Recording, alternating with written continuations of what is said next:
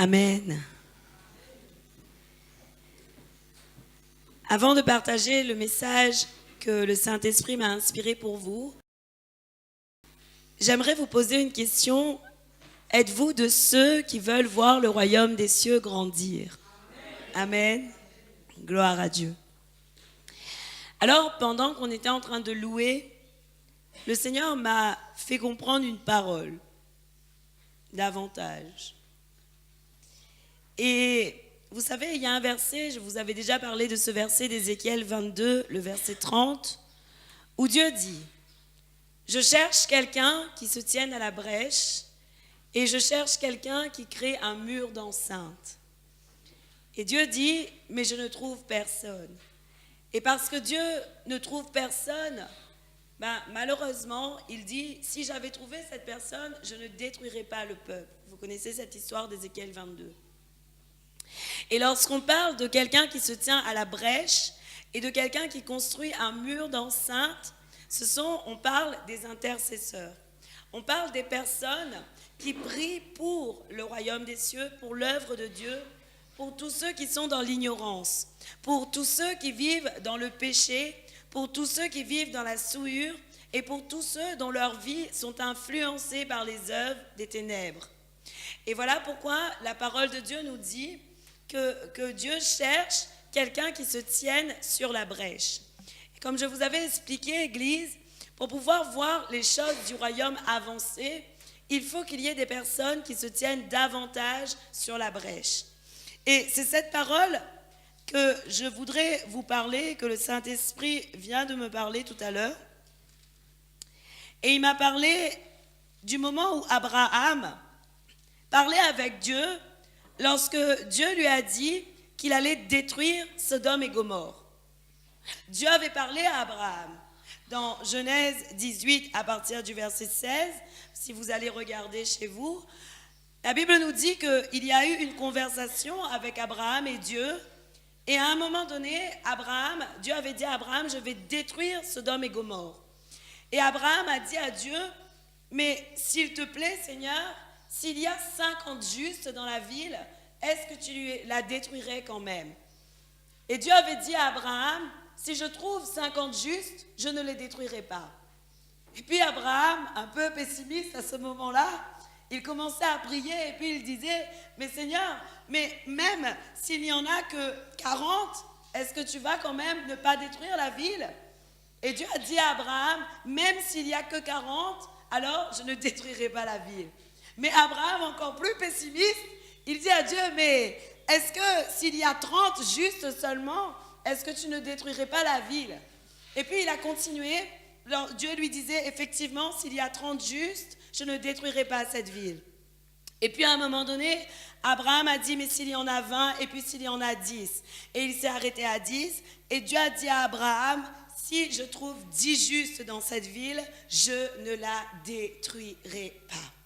Alors, Église, à ce moment-là, le Saint-Esprit me fait comprendre qu'il est primordial que nous soyons comme Abraham, comme une personne qui va pour intercéder pour le peuple de Dieu. Il est primordial que l'on commence à réclamer la vie des justes pour le royaume des cieux. Il est primordial qu'on commence à réclamer que des justes viennent à Jésus, qu'ils deviennent des justes, que des personnes deviennent des justes. Et pour pouvoir devenir justes, nous savons qu'il leur faut quelque chose, il leur faut quelqu'un, et ce quelqu'un, c'est Jésus-Christ. La Bible nous dit l'homme est reconnu juste devant Dieu uniquement par sa foi en Jésus-Christ. Alors pour qu'il y ait des justes dans le monde, il faut qu'il y ait quelqu'un qui leur apporte Jésus. Et pour pouvoir leur apporter Jésus, il faut que tu réclames aussi leur vie. Il faut que nous soyons comme Abraham, comme tous ceux qui ont réclamé la vie des justes devant Dieu. Et on connaît le résultat de Sodome et Gomorrhe. Il n'y avait pas de juste. Il y avait juste un seul, c'était qui? Lot. Mais Dieu l'a fait sortir de la ville et a détruit la ville ensuite. Oui ou non? Il n'y avait pas 10 justes, il n'y avait même pas 10 justes. Et peut-être que l'histoire ne nous dit pas, et peut-être que si Abraham était allé jusqu'à un juste, peut-être que Dieu aurait dit, je ne détruis pas la ville. On ne peut pas savoir, la parole de Dieu ne nous dit pas. C'est mon hypothèse à moi. Je me dis que parfois on s'arrête de prier alors qu'il faudrait qu'on continue jusqu'à la fin. qu'on continue jusqu'à exaucement, qu'on continue jusqu'à voir la vision s'accomplir. Mais parfois, nous avons comme une vision qui commence à venir en nous, et puis nous ne voyons pas cette vision s'accomplir et nous changeons de sujet. Alors qu'il faudrait que la vision s'accomplisse d'abord. Pour pouvoir avancer et avoir une autre vision, il faut que la vision d'abord, première que tu as eue, s'accomplisse. Et pour qu'elle s'accomplisse, je vous avais expliqué, il faut prier avec persévérance. La Bible nous dit la prière fervente du juste a une grande efficacité. Alors si tu veux voir les visions s'accomplir aujourd'hui, tu dois vraiment prier avec ferveur. Et tu dois non seulement prier toi-même avec ferveur, mais tu dois aussi faire appel à ceux qui ont le cœur de prier pour toi, de ceux qui ont le cœur de prier pour les autres, parce que Dieu vraiment met des cœurs dans le cœur de l'homme, un cœur d'intercesseur. Pas tout le monde, mais il y a des personnes qui ont des cœurs d'intercesseurs. Ils ne comprennent pas pourquoi ils aiment le peuple. Mais en réalité, si tu ne comprends pas pourquoi tu aimes le peuple, c'est parce que Dieu a mis son amour agapé en toi pour que tu puisses intercéder pour les autres. Dimanche dernier, le frère a eu cette parole. Le frère, il n'a pas partagé parce qu'il ne savait pas trop ce que voulait dire le mot, alors il n'a pas osé le dire. Mais il a eu ça dans son cœur et Dieu lui a dit, j'ai mis mon amour agapé dans ton cœur. C'est bien ça. Et en fait, l'amour agapé, c'est l'amour inconditionnel de Dieu. Nous savons tous qu'il y a 3 types d'amour. Il y a l'amour agapé, il y a l'amour philéo et il y a l'amour éros. Dans l'ordre, éros, philéo, agapé. Veut dire, l'amour éros, c'est l'amour entre mari et femme. L'amour philéo, c'est l'amour entre frères et sœurs. Et l'amour agapé, c'est l'amour inconditionnel de Dieu. Donc, ce que nous devons comprendre, c'est que nous avons besoin de cet amour agapé pour pouvoir justement intercéder pour les autres. Et Dieu veut mettre cet amour dans le cœur de celui qui le désire. Parce que la parole de Dieu nous dit que le Saint-Esprit déverse des dons à qui il veut, comme il veut. Et en réalité, il faut que toi aussi tu désires avoir ces dons. Il faut que toi aussi tu désires, parce que la parole de Dieu nous dit, aspirer à recevoir les dons les plus excellents. C'est ce que la Bible dit. Et qu'est-ce qu'un don le plus excellent selon la parole? C'est un don qui est utile à tous. Oui ou non? C'est ça que Paul veut dire. Et aujourd'hui, Église, vraiment, cette parole que le Saint-Esprit m'a parlé tout à l'heure, il a voulu me faire comprendre qu'il faut que je continue vraiment, il faut que nous continuions tous à pleurer pour le peuple. Il faut qu'on continue à pleurer pour le peuple. Il faut qu'on continue à supplier Dieu pour le peuple. Et ça, c'est la réalité des choses. Parce qu'en fait, Église, à la fin des temps, on ne se souviendra plus dans le royaume des cieux, on ne se souviendra plus des querelles qu'on avait entre nous. La Bible dit qu'à la fin des temps, tout ce qui était ancien sera terminé, sera effacé. On aura tout ce qui est nouveau. Oui ou non? Vous avez déjà vu ça dans Isaïe 60? Déjà vu? À la fin des temps, tout sera nouveau. Et on ne se souviendra plus de ce qu'il y a là sur la terre, de ce qui s'est passé, des querelles, etc. Alors quoi encore? Est-ce qu'on va encore se quereller? Est-ce qu'on va encore faire des rivalités? Est-ce qu'on va encore faire des jalousies? Est-ce qu'on va envier les choses des gens? Ça ne sert strictement à rien. Personnellement, celui qui est mature peut comprendre que ça ne sert strictement à rien d'envier les choses des autres. Il faut premièrement prier, prier, prier, prier, prier. Car Dieu donne généreusement et avec abondance. Et ça, c'est la réalité des choses. Amen. Alors aujourd'hui, j'espère que le Saint-Esprit pourra convaincre votre cœur sur l'abondance de la grâce de l'Éternel et sur ce qu'il veut faire dans vos vies.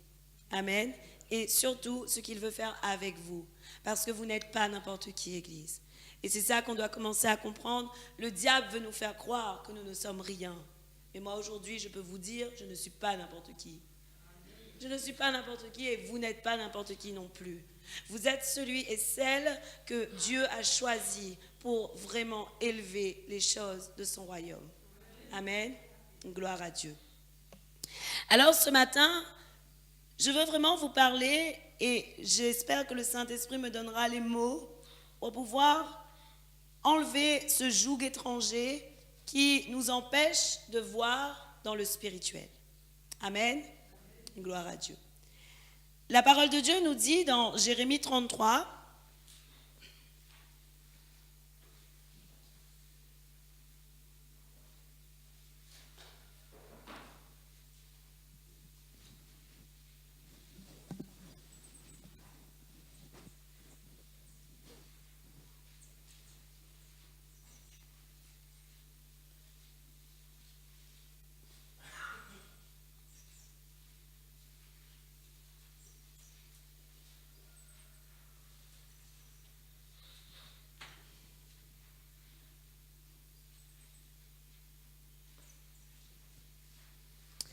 le verset 3.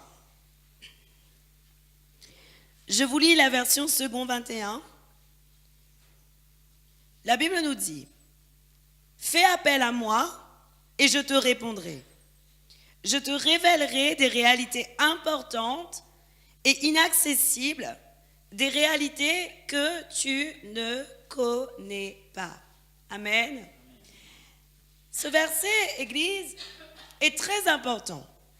Car Jésus, par Dieu, a dit « Je te révélerai des réalités importantes et inaccessibles, des réalités que tu ne connais pas. » Veut dire qu'il y a des réalités qui sont importantes, mais qui sont aussi inaccessibles. Ce sont des réalités qu'on ne connaît pas, mais ce sont des réalités que Dieu veut nous révéler, selon la parole de Dieu.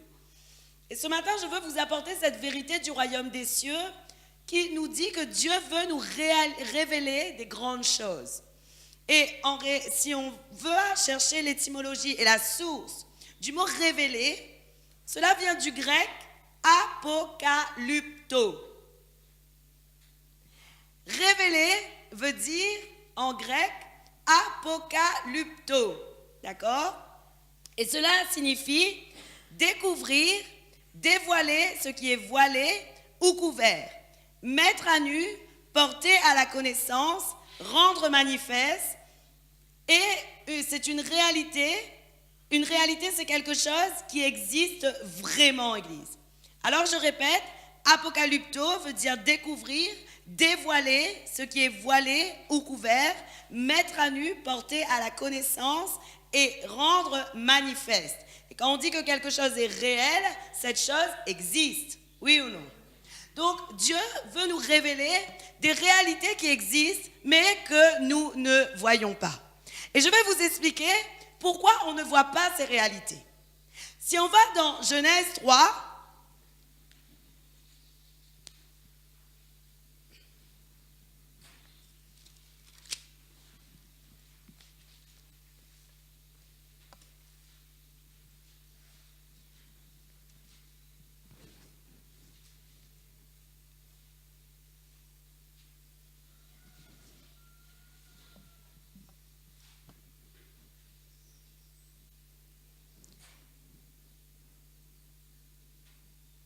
alors, si on connaît l'histoire de Genèse, la Bible nous dit que Dieu a créé toutes choses.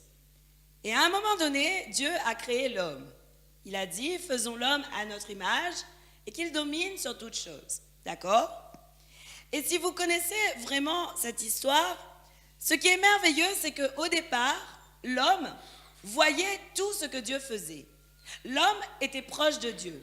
L'homme avait conscience que les réalités qui existent aujourd'hui viennent de l'Éternel. Oui ou non? Ils étaient là au moment que l'Éternel était en train de créer les choses sur la terre. Donc, ils étaient là et ils avaient conscience que l'Éternel était en train de mettre un arbre de la vie et un arbre de la connaissance dans le royaume, le jardin. Oui ou non? Et la réalité des choses, c'est que donc l'homme était proche de Dieu. Mais je vais vous dire pourquoi maintenant, nous n'avons plus beaucoup conscience de ces réalités. Si on regarde la vie de tous les jours, lorsqu'on n'a pas connu Jésus, lorsqu'on ne croit pas en Jésus, on pense que la nature est le pur fruit du hasard.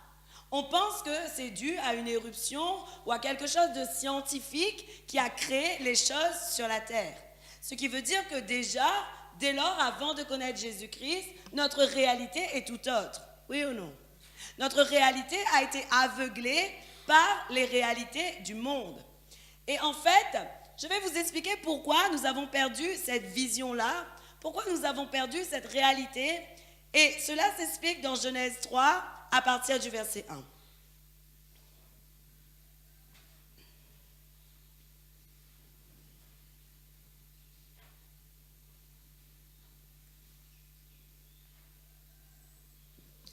Le serpent était le plus rusé de tous les animaux sauvages que l'Éternel Dieu avait fait. Il dit à la femme, « Dieu a-t-il vraiment dit, vous ne mangerez aucun des fruits des arbres du jardin ?» La femme répondit au serpent, « Nous mangeons du fruit des arbres du jardin. Cependant, en ce qui concerne le fruit de l'arbre qui est au milieu du jardin, Dieu a dit, vous n'en mangerez pas et vous n'y toucherez pas. Sinon, vous mourrez. » Le serpent dit alors à la femme, « Vous ne mourrez absolument pas, mais Dieu sait que le jour où vous en mangerez, vos yeux s'ouvriront et vous serez comme Dieu, vous connaîtrez le bien et le mal. » La femme vit que l'arbre était porteur de fruits, bon à manger, agréable à regarder et précieux pour ouvrir l'intelligence. Il prit de son fruit et en mangea. Elle en donna aussi à son mari qui était avec elle et il en mangea. Leurs yeux à tous les deux s'ouvrirent et ils prirent conscience qu'ils étaient nus. Ils attachèrent des feuilles de figuier ensemble et s'en firent des ceintures. Quand ils entendirent la voix de l'Éternel Dieu en train de parcourir le jardin vers le soir, l'homme et sa femme se cachèrent loin de l'Éternel Dieu au milieu des arbres du jardin. Cependant, l'Éternel Dieu appela l'homme et lui dit, « Où es-tu » Il répondit, « J'ai entendu ta voix dans le jardin et j'ai eu peur parce que j'étais nu. Alors, je me suis caché. » Amen. On va s'arrêter là. Église, la parole de Dieu nous montre qu'au moment où l'homme a désobéi à la recommandation de Dieu qui lui demandait de ne pas manger l'arbre de la connaissance du bien et du mal, qu'est-ce qui s'est passé? La Bible nous dit les yeux des deux, de l'homme et de la femme, s'ouvrirent. Mais je vais vous dire quelque chose. Les yeux de l'homme et la femme dont on parle aujourd'hui, ce sont les yeux physiques de l'homme et de la femme, les yeux physiques de la nature. Les yeux naturels de l'homme et de la femme s'ouvrirent, pas vers n'importe quoi, mais vers eux-mêmes. Et la Bible nous dit, dans le verset 7, « Leurs yeux à tous les deux s'ouvrirent et ils prirent conscience qu'ils étaient nus. » Au début, ils n'en avaient pas conscience. Ils n'en avaient pas conscience, pourquoi? Parce qu'ils ne voyaient que les choses spirituelles, que les choses qui concernaient Dieu, que les choses que Dieu créait, que les choses que Dieu faisait. Notre position du départ était de voir la création et de voir le Créateur. Mais la réalité des choses est que lorsque nous avons désobéi, nous avons perdu notre vue spirituelle. Notre condition adamique nous fait perdre la vue spirituelle des choses de Dieu. Et pourquoi? Parce qu'au moment de la désobéissance, ils se sont recentrés sur eux. Et c'est notre problème aujourd'hui, Église. Bien souvent, ce que la parole de Dieu nous dit au verset 7, « Et ils prirent conscience qu'ils étaient nus, ils attachèrent des feuilles de figuier ensemble et s'en firent des ceintures. » Au début, ils n'avaient pas conscience et puis tout d'un coup, ils commencent à regarder leur être, leur condition et leur nature. Et je veux que vous compreniez, Église, aussi longtemps que nous restons charnels, aussi longtemps que nous restons dans notre condition adamique, nous ne pouvons pas voir les réalités du royaume des cieux. Nous ne pouvons pas. C'est impossible. La Bible nous parle d'Adam et Ève. Leurs yeux naturels se sont ouverts, mais leurs yeux spirituels se sont fermés. Pourquoi? La Bible dit ensuite, ils ont entendu Dieu. Ils n'ont plus vu, ils ont entendu Dieu.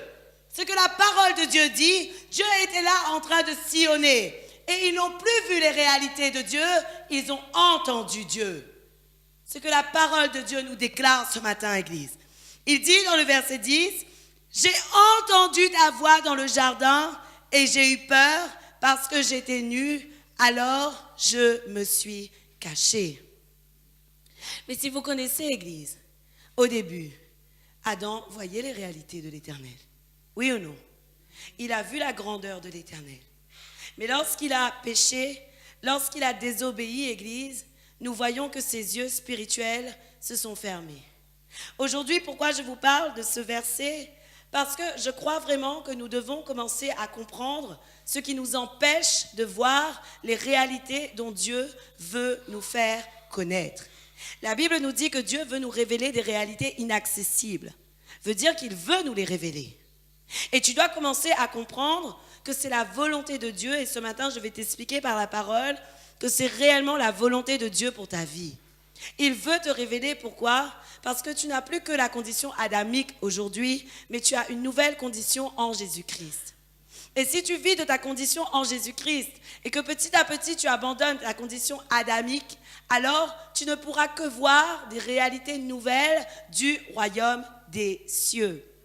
Mais le problème est qu'aussi longtemps que tu restes charnel, aussi longtemps que tu t'attaches à ce que tu es, à tes craintes, à tes peurs, à tes troubles, à tes doutes, à toi et à toi et à toi, tu ne vois pas les réalités que Dieu veut te montrer.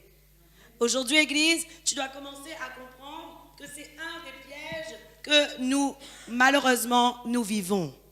Nous vivons ce piège d'être centrés sur nous-mêmes. Et la Bible nous montre réellement qu'à ce moment-là, Adam et Ève ont pris conscience de ce qu'ils étaient. En gros, ils ont commencé à regarder à eux, à leur situation, à ce qu'ils étaient. Mais aujourd'hui, Dieu veut que tu aies une vue plus longue, une vision beaucoup plus longue.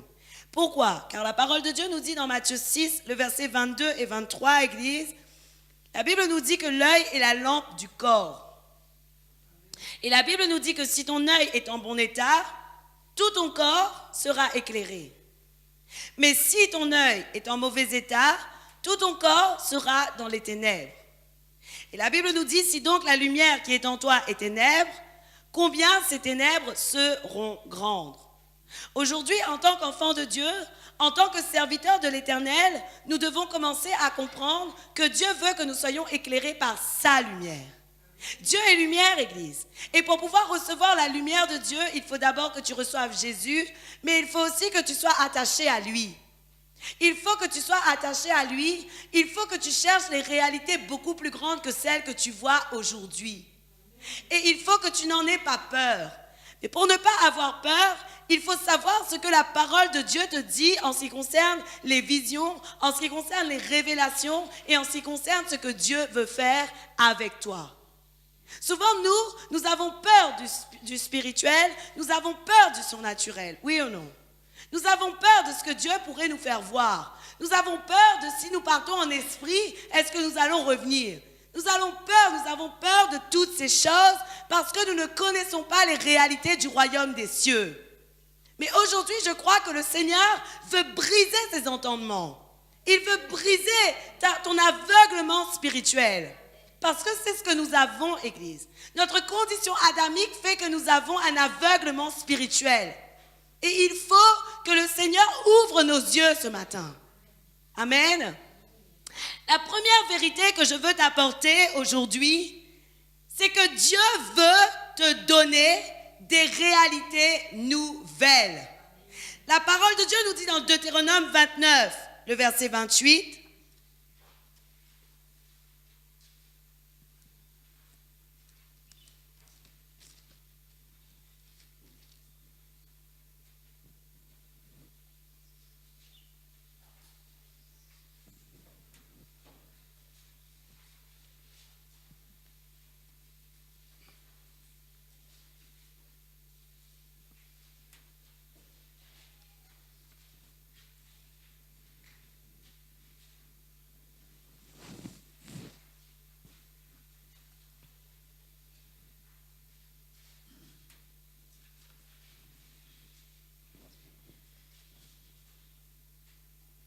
je commence à lire.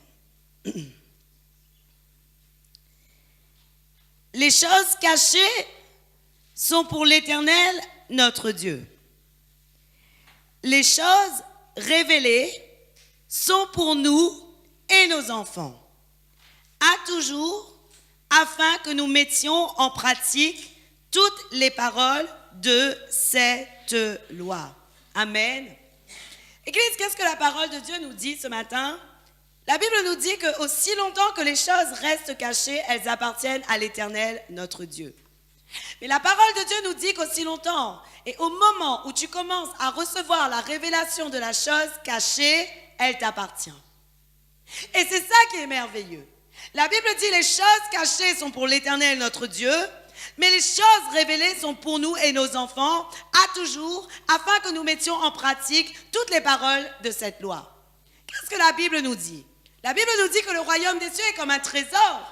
Mais un trésor, tu es censé aller le chercher. Tu es censé aller sillonner toute la terre pour savoir où est le trésor. Parce que bien sûr, celui qui a mis un trésor quelque part, il l'a caché.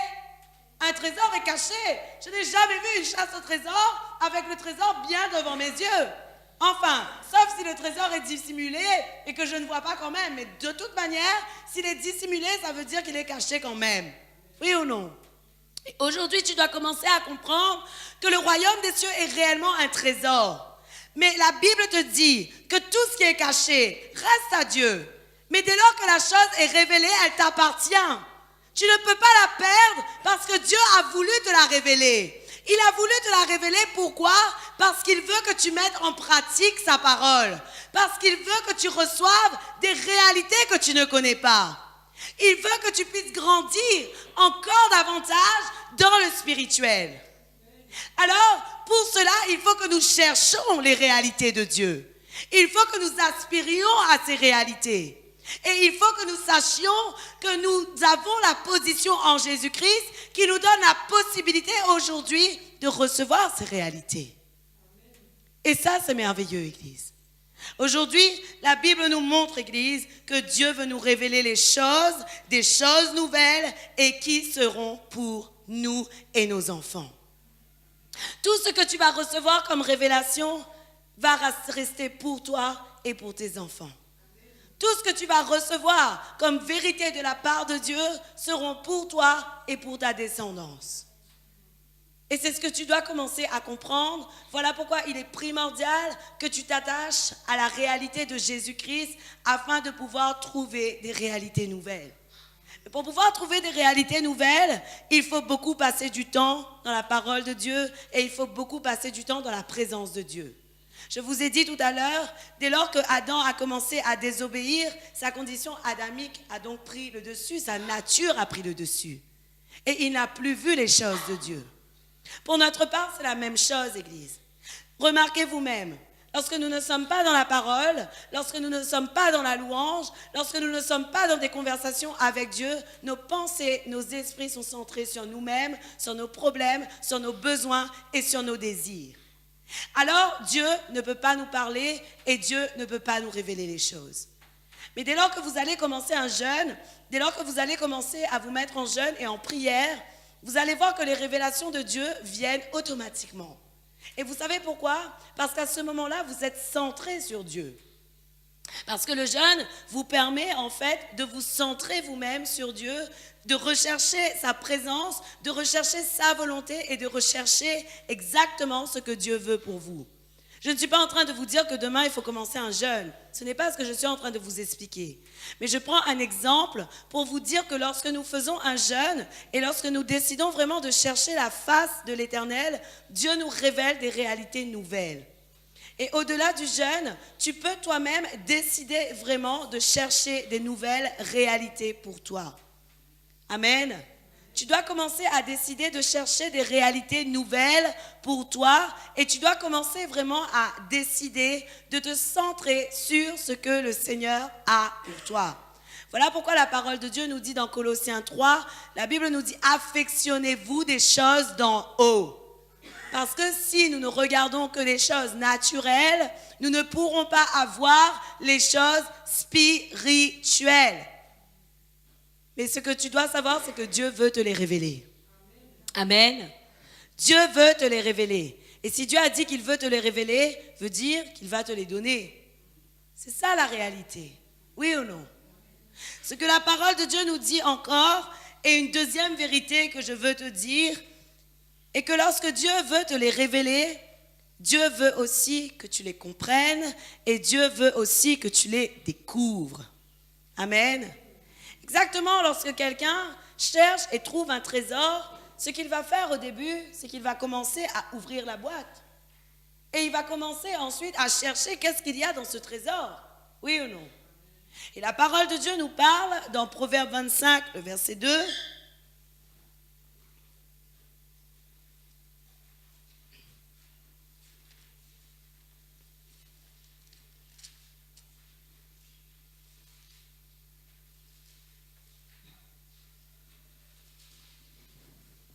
Je vais d'abord vous lire la version second 21 et puis je vais vous lire ensuite la version parole de vie. Proverbe 25, le verset 2, la Bible nous dit « La gloire de Dieu, c'est de cacher les choses. La gloire des rois, c'est d'examiner les choses. » Et dans la version parole de vie, c'est beaucoup plus parlant parce que la Bible nous dit « La gloire de Dieu, c'est d'agir de façon cachée. Et la gloire des rois, c'est de découvrir ce qui a de caché. » Amen. Alors, la part de Dieu, c'est d'agir de manière cachée. Mais ta part à toi qui est roi des rois, et qui a le roi des rois, ta part à toi, c'est quoi?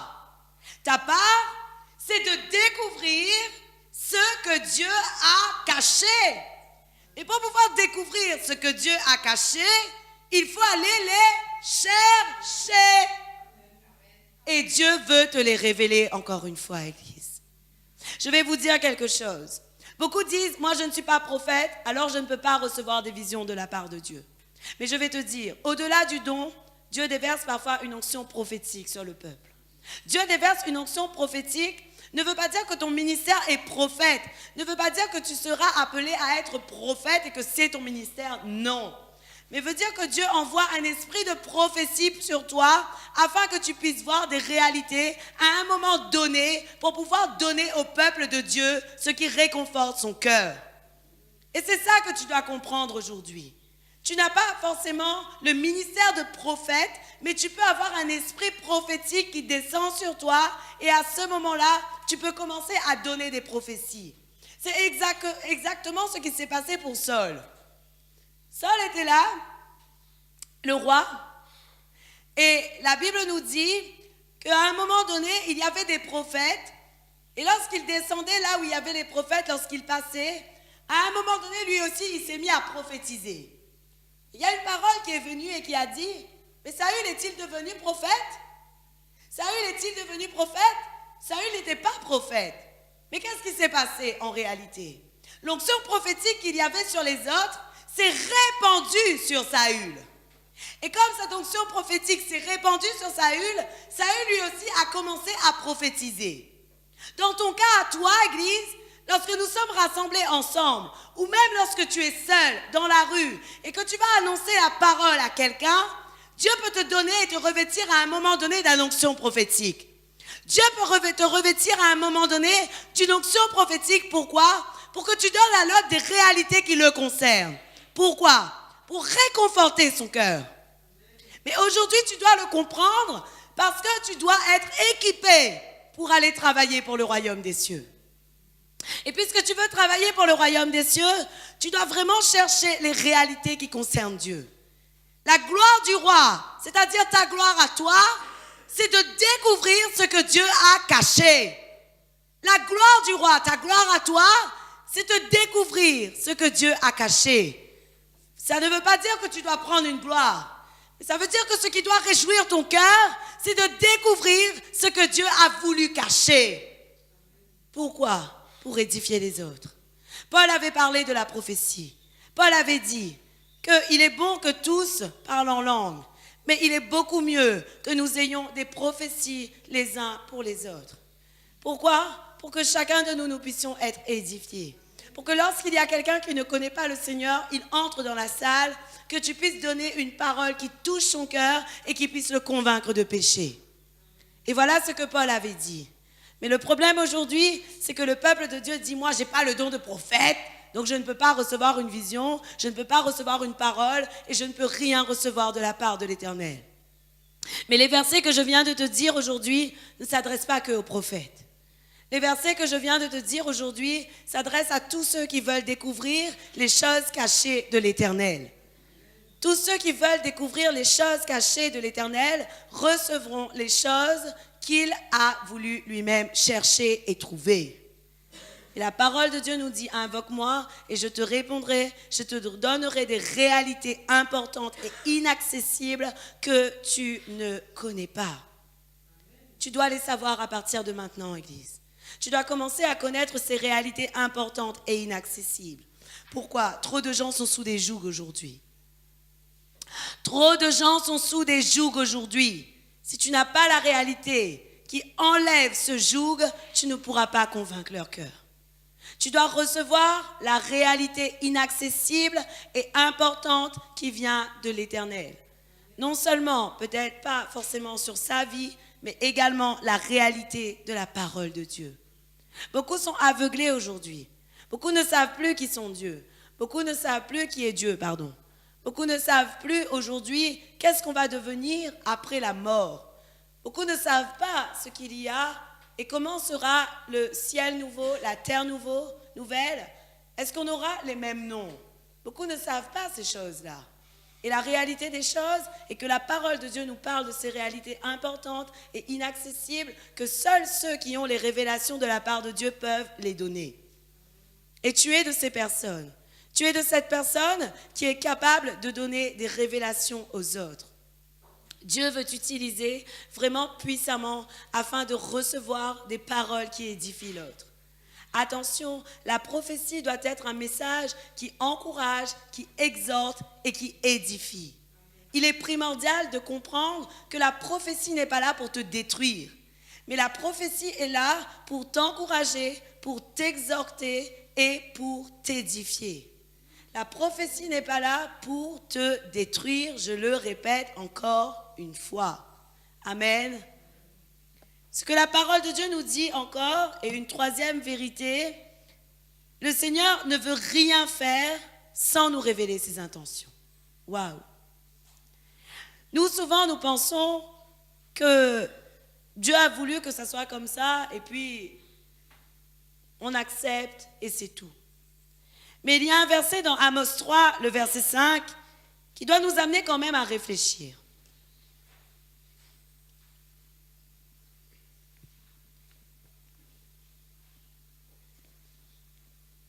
Amos, oui, ça existe, hein, c'est après Joël.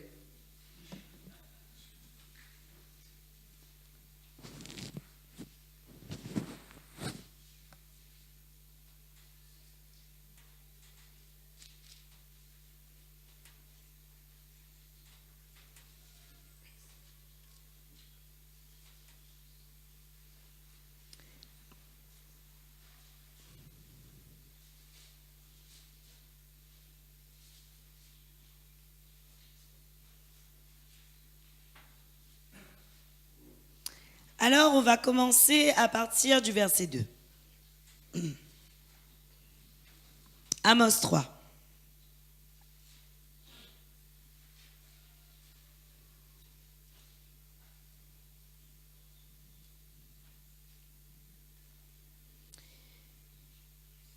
Je vous ai choisi, vous seuls, parmi toutes les familles de la terre. C'est pourquoi j'interviendrai contre vous pour tous vos péchés. Dieu parlait à Israël. Hein. Deux hommes marchent-ils ensemble sans s'être concertés? Le lion rugit-il dans la forêt sans avoir une proie? Le lionceau pousse-t-il des cris du fond de sa tanière sans avoir fait une capture? L'oiseau tombe-t-il dans le filet qui est à terre sans qu'il y ait d'appât? Le filet se referme-t-il sans avoir pris quelque chose? Sonne-t-on de la trompette dans une ville sans que le peuple soit dans l'épouvante? Arrive-t-il un malheur dans une ville sans que l'Éternel en soit l'auteur? Écoutez bien le verset 7. En effet, le Seigneur, l'Éternel, ne fait rien sans avoir révélé son secret à ses serviteurs, les prophètes. Amen. Qu'est-ce que la parole de Dieu nous dit? La Bible nous dit que l'Éternel ne fait rien sans avoir révélé ses intentions, ses secrets à ses serviteurs, les prophètes. Comment se fait-il, Église, qu'aujourd'hui, en tant qu'enfant de Dieu, en tant que serviteur de Dieu, en tant que chrétien, en tant que personne qui croyons et qui parlons de Jésus-Christ, nous sommes bien loin de connaître les réalités du royaume des cieux et nous sommes bien loin de connaître les intentions de l'Éternel. Comment se fait-il? Cela se fait certainement parce que nous sommes trop préoccupés par ce qui nous entoure. Nous sommes trop préoccupés par ceux qui nous entourent. Alors il est temps, Église, que nous puissions recevoir des nouvelles réalités. Oui ou non? Est-ce que ce message vous parle ce matin? Est-ce que vous entendez ce que je vous dis ce matin? Est-ce que vous comprenez là où Dieu veut en venir avec nous? Dieu veut que nous devenions des guetteurs. Dieu veut que nous devenions des sentinelles. Dieu veut que nous soyons de ce peuple qui soit là et qui reste pour veiller sur les autres. Dieu veut que nous recevions de sa part ce qu'il a à nous dire. Dieu veut nous révéler ses intentions. Dieu veut que nous puissions voir sa gloire et manifester sa gloire au travers du peuple. Dieu veut le faire. Mais il cherche un homme et une femme qui est sur la brèche. Il cherche un homme et une femme prêts à se tenir devant sa face. Il cherche un homme et une femme prêts à attendre de lui les révélations. Et pour pouvoir attendre de lui les révélations, tu dois comprendre d'abord que la volonté de Dieu est de te parler. La volonté de Dieu est de te révéler. La volonté de Dieu est de te faire voir. La volonté de Dieu n'est plus que tu restes dans l'aveuglement, mais il veut que tu vois spirituellement les choses d'en haut. C'est la volonté de Dieu. Et aujourd'hui, c'est ce que tu dois comprendre, Église. Mais la Bible nous dit dans Isaïe 42, pourtant, la parole de Dieu nous parle de nous, ses serviteurs. Et c'est ce que Dieu a dit dans Isaïe 42, versets 19 et 20. Dieu a dit, qui est aveugle? N'est-ce pas mon serviteur? Y a-t-il plus sourd que mon messager, celui que j'envoie? Y a-t-il plus aveugle que le bénéficiaire de mon alliance de paix, plus aveugle que le serviteur de l'Éternel? Tu as vu beaucoup de choses, mais tu n'y as pas prêté attention. Il a ouvert les oreilles, mais il n'a rien entendu. Voilà ce que Dieu dit de ses serviteurs. Dieu dit, il a ouvert les oreilles. Dieu a révélé des choses, mais personne n'a vu et personne n'a entendu. Vous savez, et depuis longtemps, c'est ainsi. Il y a quelque chose que j'ai remarqué, si vous regardez la parabole, on ne va pas y aller aujourd'hui, mais si vous regardez la parabole de la multiplication du pain, vous savez ce qui s'est passé? Une première fois, Jésus-Christ avait multiplié le pain pour 5000 hommes. Et vous savez ce qui s'est passé ensuite? Jésus avait dit aux apôtres, mais avez-vous déjà oublié ce que j'ai fait? Parce qu'une deuxième fois ensuite, Jésus avait multiplié le pain pour 4000 hommes. Mais vous savez ce que Jésus a dit? Entre les deux miracles, il a dit, mais avez-vous déjà oublié ce que j'ai fait? Et nous sommes un peu comme ce peuple. Nous voyons la gloire de Dieu, mais nous oublions sa gloire. Nous voyons les possibilités que Dieu fait, mais nous les oublions. Nous voyons parfois que Dieu guérit les malades, mais nous oublions. Nous voyons que Dieu fait des grandes choses et qu'il délivre, mais on oublie. Nous voyons que Dieu répond à nos demandes, mais lorsqu'on a on a oublié qu'il a répondu. Nous voyons les choses, mais en réalité, nous restons aveugles. Et c'est ce que Jésus-Christ avait dit aux apôtres. Vous aviez déjà oublié que la première fois, j'ai fait et j'ai créé 5000 pains, j'ai multiplié les pains, et aujourd'hui, je suis capable encore d'en donner 4000. Mais nous sommes comme ce peuple, Église. Nous sommes de ce peuple, vous savez pourquoi? Parce que nous nous arrêtons trop aux réalités physiques. Nous nous arrêtons comme Adam à ce que nous sommes, à notre nudité. Et souvent, nous voyons exactement cela, Église. Nous voyons plus notre nudité, c'est-à-dire ce qui nous manque, que ce que nous avons. Nous voyons d'abord ce qu'il nous manque que ce que nous avons déjà. Voilà pourquoi la parole de Dieu dit, qui est plus aveugle que mon serviteur? Le serviteur de Dieu voit ce qui lui manque d'abord. Mais il ne voit pas qui il est déjà. Il ne voit pas ce qu'il a déjà acquéri. Il ne voit pas les capacités que Dieu lui a données. Il ne voit plus les révélations que Dieu lui a déjà données. Il les oublie bien souvent, Église. Et ça, c'est grave. C'est très grave parce que le Seigneur veut faire des grandes choses avec nous. Et je vais vous dire quelque chose. Aujourd'hui, Dieu veut que nous soyons ses guerriers pour son royaume. Et Dieu veut nous révéler d'avance les attaques qui pourraient nous venir de l'extérieur. Dieu veut nous révéler d'avance les complots qui sont en train de se monter d'avance pour nous et contre nous, Église. Aujourd'hui, je suis capable de dire, oh, j'ai l'impression que quelqu'un est en train de nous attaquer et prendre vraiment autorité au nom de Jésus-Christ. Oui, je le sens, je suis capable. Mais je crois vraiment que demain, Dieu est capable de me révéler exactement qui, à quel endroit et où il est en train de le faire pour que je puisse aller le démasquer au nom de Jésus-Christ.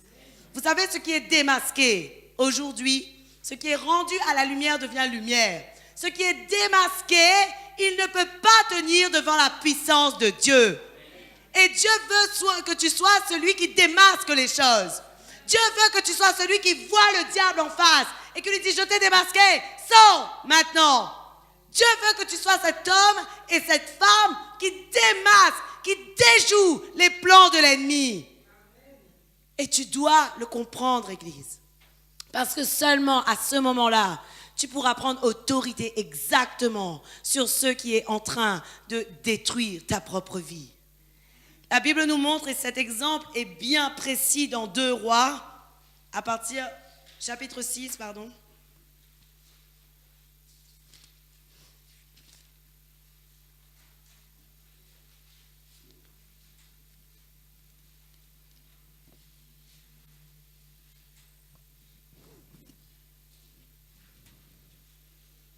Le chapitre 6, à partir du verset 8.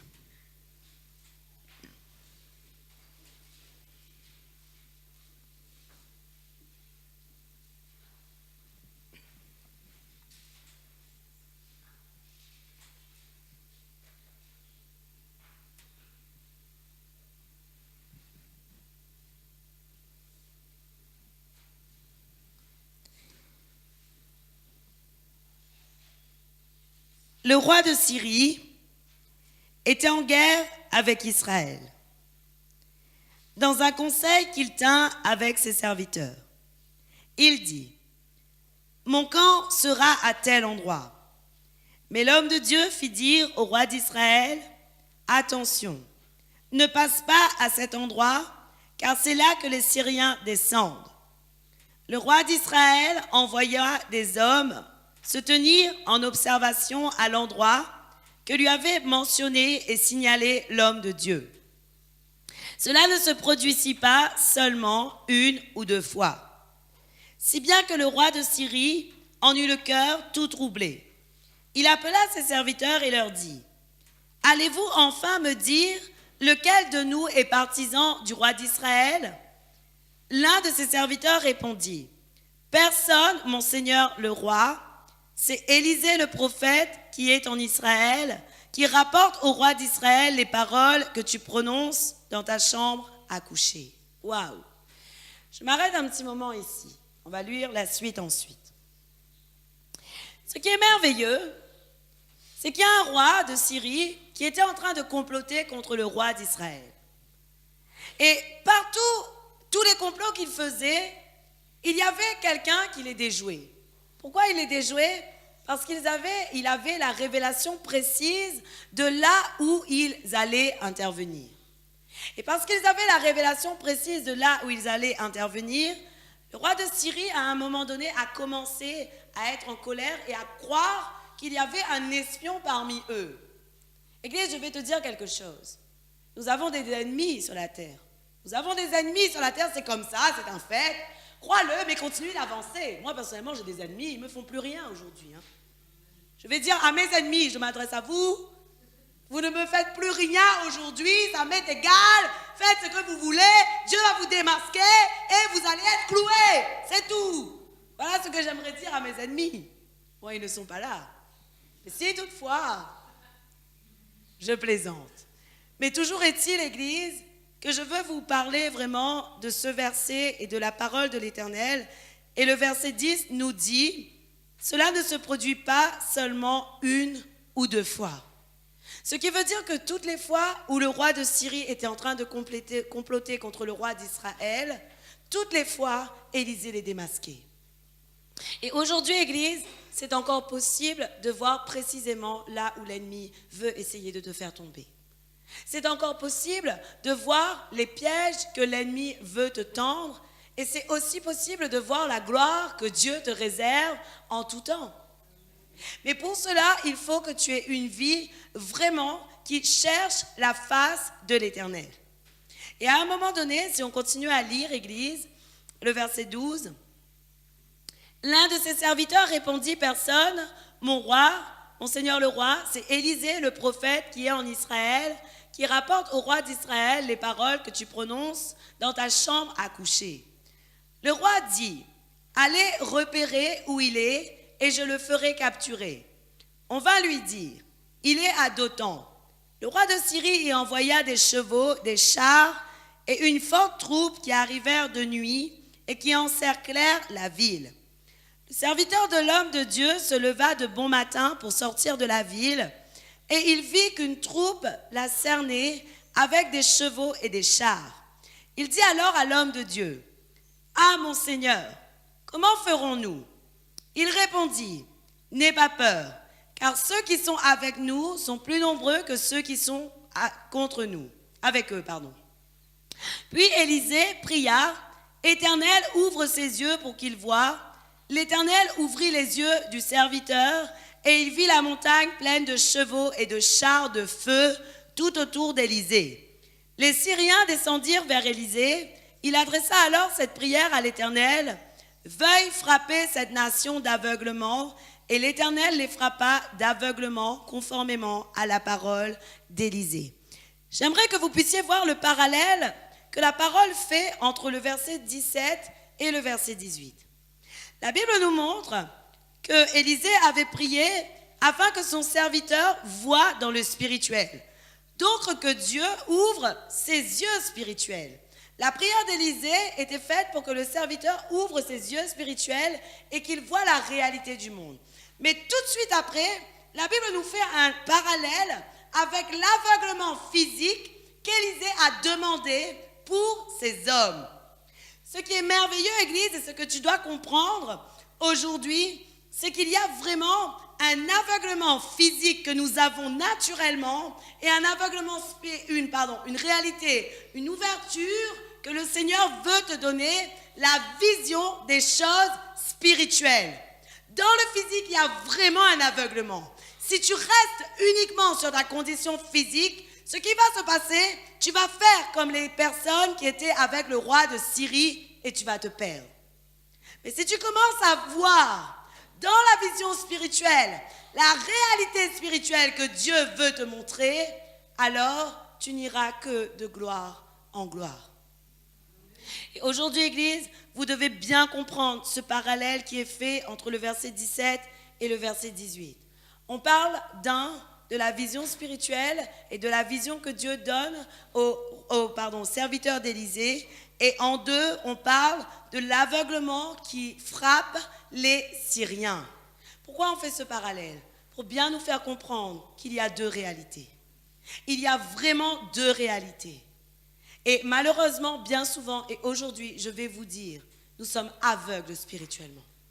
La réalité des choses, reconnaissez-le, souvent, nous sommes aveugles spirituellement.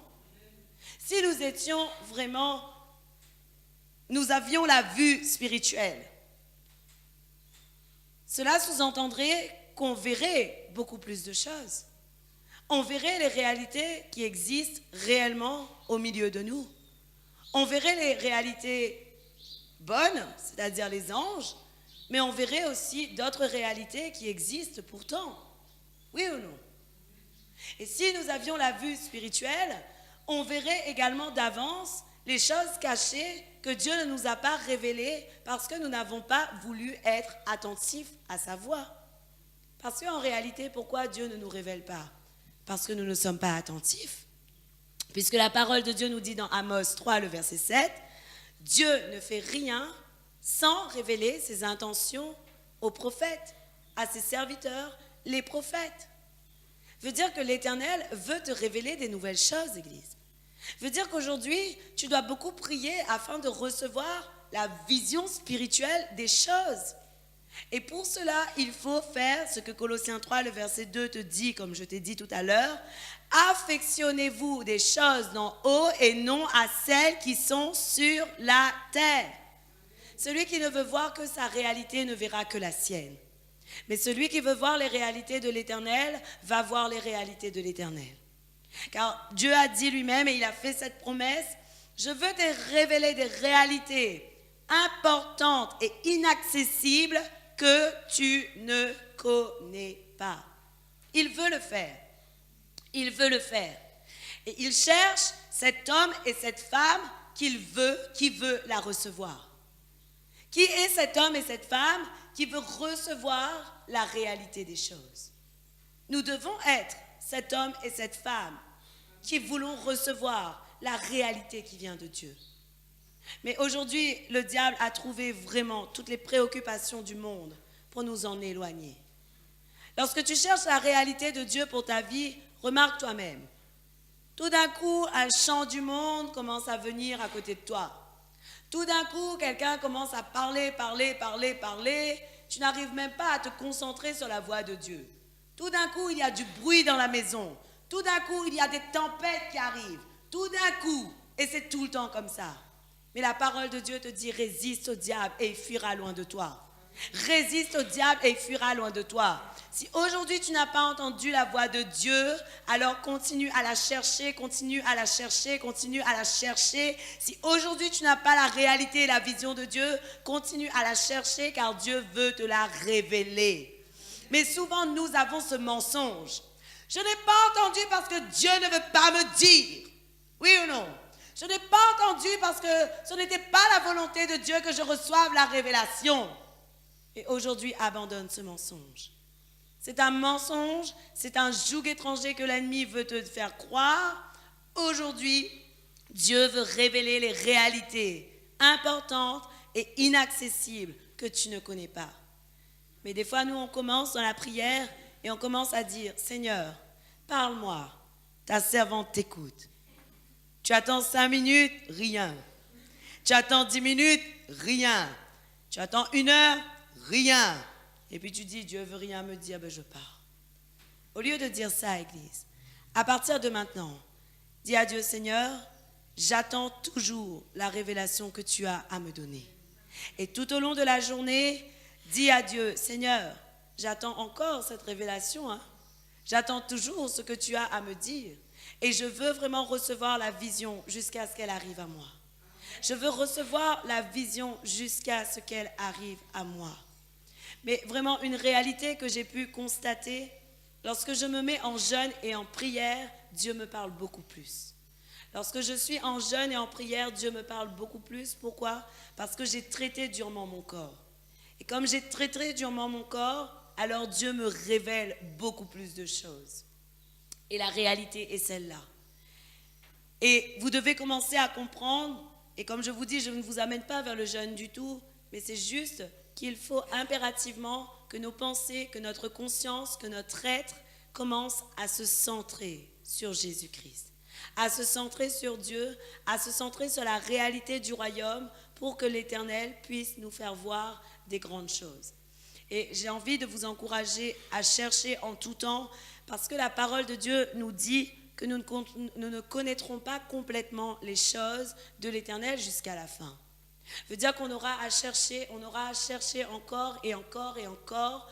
Aujourd'hui, Dieu va te révéler quelque chose et demain, il te révélera une chose nouvelle et encore jusqu'à la fin des temps. Car la parole de Dieu nous dit dans 1 Corinthiens 13, le verset 9 et 10, Église.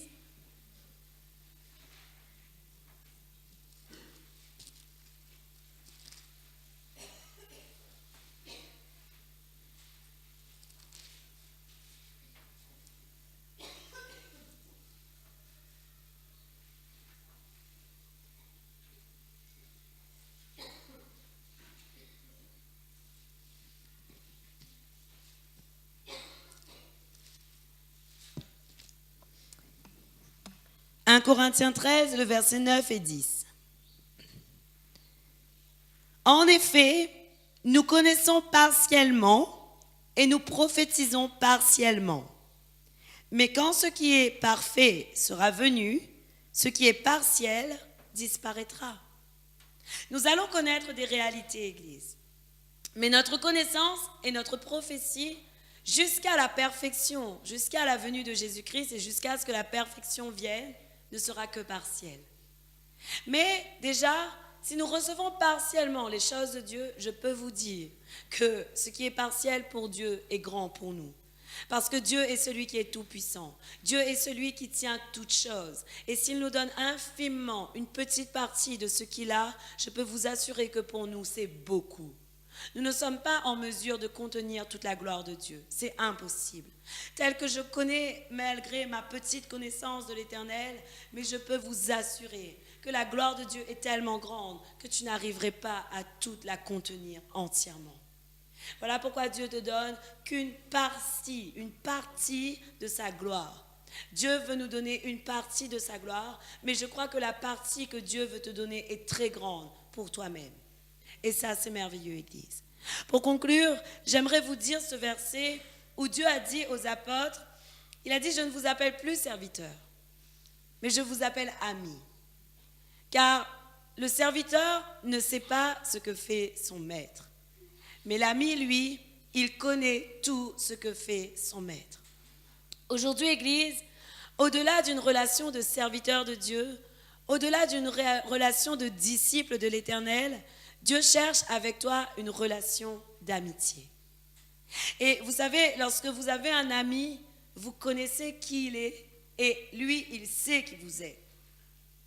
Et vous savez comment il a l'habitude d'agir, quel est son caractère, qu'est-ce qu'il aime manger, qu'est-ce qu'il aime faire, qu'est-ce qui peut lui faire plaisir. Vous connaissez toutes ces choses dans vos amis, oui ou non? Avec Dieu, Église, c'est la même chose. Dieu cherche cette relation intime entre vous et lui afin que vous puissiez recevoir et connaître tout ce qui lui concerne. Vous allez pouvoir connaître Dieu davantage parce que vous avez sa parole. Et ça, c'est merveilleux. Et aujourd'hui, Dieu vous appelle ses amis. Et les amis de Dieu reçoivent les réalités du royaume des cieux. Vous savez à qui Dieu veut révéler ces choses? À celui qui est disposé pour lui. Il n'y a pas de préférence pour Dieu. Ce n'est pas parce que tu as 15 ans, ce n'est pas parce que tu as 1 an, ce n'est pas parce que tu as une semaine en Christ que Dieu ne veut pas te donner ses vérités. Dieu va te donner les vérités de son royaume à la mesure que tu es capable de comprendre et à la mesure que tu lui laisses te le révéler. Et ça, c'est vrai. C'est la vérité et ce que je vous ai dit ce matin, ce sont des vérités de la parole de Dieu. Dieu veut nous donner des prophéties, des visions, des révélations afin que son peuple soit réellement libre et afin que son peuple puisse croître dans la réalité du royaume des cieux. La parole de Dieu nous dit qu'un peuple sans discernement est un peuple en danger. Alors qu'est-ce que nous devons demander à Dieu en tout temps? Nous devons lui demander les visions, les révélations, les rêves, les songes, les vieillards. Voilà pourquoi la parole de Dieu nous dit dans Acte 2, dans les derniers temps, je répandrai, le verset 17 il me semble, dans les derniers temps, je répandrai de mon esprit sur toute chair, vos fils et vos filles auront des visions, vos vieillards des songes et ils prophétiseront. Qui sont les serviteurs, les prophètes? Nous tous. C'est nous tous. C'est nous tous. Notre ministère n'est pas prophète peut-être. Mais Dieu a dit, dans les derniers temps, je répandrai de mon esprit sur toute chair. Tous ceux qui veulent recevoir, recevront. Voilà pourquoi la Bible dit, demandez et vous recevrez, cherchez et vous trouverez, frappez et on vous ouvrira. Amen. Aujourd'hui, je crois que cela réjouit votre cœur pour aller chercher des nouvelles réalités du royaume. Oui ou non? Vous êtes aussi capables. Autrefois, dans la première alliance, nous allions voir, bon pas moi, j'étais pas dans la première alliance, mais autrefois, dans la première alliance au temps ancien, pour avoir les révélations de la volonté de Dieu, les hommes et les femmes allaient voir des prophètes. C'est la réalité, oui ou non? Mais aujourd'hui, nous avons la possibilité d'avoir directement la révélation de Dieu. Ça ne veut pas dire, encore une fois, que nous n'avons pas besoin du ministère prophétique. Nous avons besoin du ministère prophétique. Mais ce que je veux te dire, c'est que tu ne vas pas rester à côté de Mélanie. Mélanie, dis-moi ce que Dieu a à dire pour moi. Mélanie, s'il te plaît. Non. Dieu est capable de te révéler ce qu'il veut que tu saches dans ta propre vie et à n'importe quel moment. Amen. Il utilise aussi parfois d'autres personnes pour te le dire, mais il peut te le révéler à toi aussi. Amen. Gloire à Dieu. Aujourd'hui, nous n'avons plus la simple condition adamique, mais nous avons la nouvelle condition qui est en Jésus-Christ. Et selon la parole de Dieu, nous avons vu que nous sommes héritiers et co-héritiers du royaume. Alors nous avons la possibilité de savoir tout ce qui concerne Dieu. Un verset qui m'a toujours touchée, et je m'arrête là vraiment définitivement, ce verset qui dit « Je ne fais pas ce que je veux, mais je fais seulement ce que je vois mon Père faire dans les cieux. » Ce verset m'a toujours touchée parce que je me suis dit « Mais Jésus avait la même condition que moi sur la terre. Jésus avait la même condition, les mêmes limites que moi, les mêmes limites que nous, et pourtant, il voyait faire son Père de grandes choses. Vous savez pourquoi? Parce que Jésus avait une vraie relation intime avec son Père. Et aujourd'hui, si tu veux avoir la révélation, et d'abord la relation intime. Il dit, invoque-moi et je te répondrai. Mais invoque-le d'abord. Invoque-le d'abord, cherche-le d'abord, prends du temps à le connaître et ensuite, il te répondra. Amen. Ce matin, puisque nous sommes là, nous avons la possibilité dans la louange et dans l'adoration de pouvoir voir des réalités célestes. Je peux vous assurer, Église, il y a des grandes choses qu'on ne connaît pas, mais Dieu veut nous les donner de voir. Dieu veut nous donner de voir afin que nous puissions espérer en cet avenir qui nous attend. Dans la parole de Dieu, je prends plaisir à lire qu'au moment où je serai dans les cieux, dans le royaume des cieux, il n'y aura plus ce soleil, il n'y aura plus cette lune, il n'y aura plus le soleil et la lune dans le royaume des cieux. Il y aura uniquement Dieu qui est la lumière. Il n'y aura que la lumière de Dieu dans le royaume des cieux. Mais j'aspire à le voir dès maintenant, voir une réalité du royaume dès maintenant. Et si vous aspirez, Église, vous avez la possibilité ce matin. Voilà pourquoi on vous dit, gardez les yeux fermés. Ce n'est pas pour vous cacher des choses qui se font. Non, pas du tout. Garder les yeux fermés veut dire que nous-mêmes, on va chercher la réalité spirituelle. Amen. Aujourd'hui, Église, je crois que le Seigneur veut manifester sa gloire au milieu de nous. Alors, allons voir les choses d'en haut. Amen. Gloire à Dieu.